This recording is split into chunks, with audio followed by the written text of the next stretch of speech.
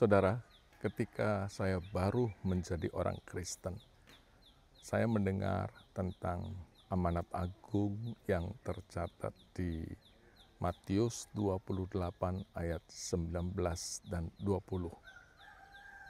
Reaksi pertama adalah itu bukan untuk saya, tidak cocok, karena saya tidak banyak tahu tentang Alkitab, karena saya juga bukan tipe orang yang pintar berbicara. Di samping itu juga saya merasa bahwa itu hanya ditujukan untuk orang-orang yang punya karunia khusus.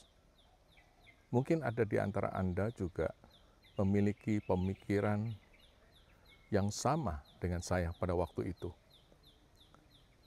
Tetapi setelah bertahun-tahun menjadi orang Kristen, bahkan mulai melayani dan sampai menjadi hamba Tuhan, saya makin mengerti bahwa apa yang Tuhan maksudkan dan perintahkan di dalam Matius 28 ayat 19 dan 20 adalah sangat mendalam.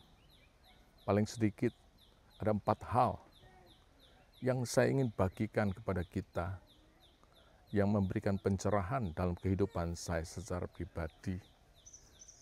Yang pertama, kita tahu bahwa peristiwa itu diawali dengan peristiwa dimulainya penderitaan Tuhan Yesus sampai kepada kematiannya, kebangkitannya. Walaupun Tuhan Yesus menampakkan diri kepada para murid setelah kebangkitannya, namun tidak otomatis semua murid langsung percaya. Karena di dalam Matius 28 itu, ketika para murid bertemu dengan Tuhan Yesus, mereka langsung menyembah, tetapi sebagian ragu-ragu. Uniknya, para murid yang selama ini sudah mengenal Tuhan Yesus menunjukkan kepada kita bagaimana iman mereka bervariasi. Ada yang cepat percaya, ada yang ragu-ragu, semua dalam proses. Yang saya sangat tertarik adalah ketika Tuhan Yesus memberikan amanat agung, Dia tidak memisahkan mana murid yang sudah percaya dan mana yang ragu-ragu.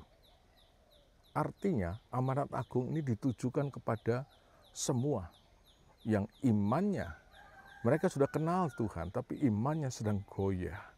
Diteguhkan kembali dengan amanat agung, dimulai dengan ayat yang berkata, "Kepadaku diberikan segala kuasa di surga dan di bumi." Lalu amanat agung diucapkan, karena itu dan selanjutnya. Saudara, ternyata tidak ada satupun di antara para pengikut atau para murid ini tidak menerima amanat agung. Semuanya menerima. Itu sangat menarik sekali. Yang kedua, ketika Tuhan memberikan amanat agung ini tidak hanya ditujukan kepada murid-murid yang menonjol, yang pintar bicara, yang beda dengan yang lain, atau kepada 3 murid yang sering kali disebutkan dalam Alkitab. Itulah Petrus, Yakobus, dan Yohanes. Sedangkan murid lain, kalau saya membaca Alkitab, jarang mereka sekali disebut. Mereka hanya disebut bahwa mereka dipanggil menjadi murid dan mereka masuk dalam daftar murid. Tapi sebagian besar, apa yang mereka lakukan setelah menjadi murid jarang sekali disebut kecuali 3 murid ini. Petrus, Yohanes, dan Yakobus.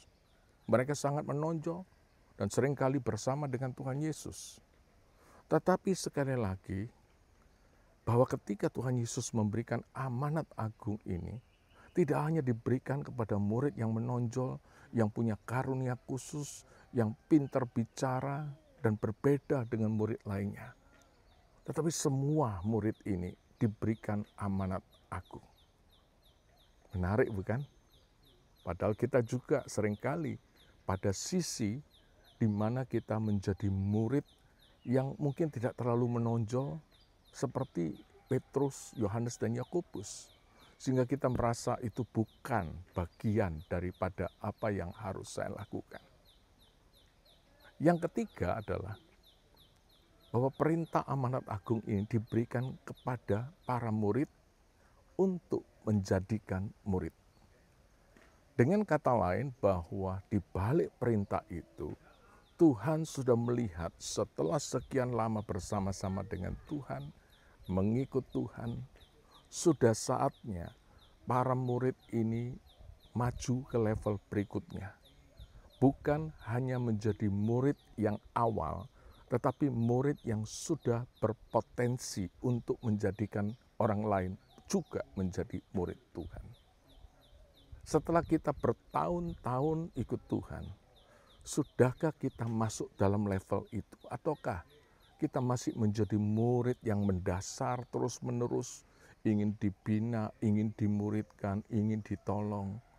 Kalau kita baru memulai, memang tidak salah. Tetapi ada saatnya kita seharusnya sudah menjadi murid yang memuridkan orang lain untuk menjadi murid Tuhan. Dan poin yang keempat adalah, Tuhan tahu melaksanakan amanat agung itu tidak mudah. Banyak tantangan, banyak kesulitan yang dihadapi. Dan kalau kita perhatikan di dalam Kisah Rasul, di situ kita melihat bagaimana tantangan yang dihadapi oleh para murid. Banyak pergumulan, tapi bukan berarti tidak bisa. Karena kita menghadapi banyak tantangan, banyak pergumulan yang seringkali membuat kita ingin berhenti melakukannya. Maka ayat yang ke-20 ini diberikan kepada kita yang punya hati untuk melakukan.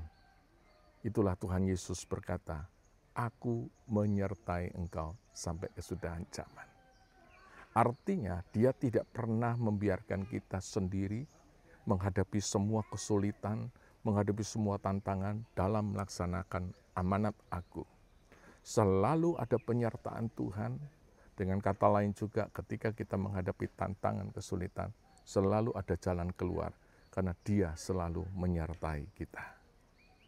Saudara, ini satu sharing yang mungkin bisa menolong kita.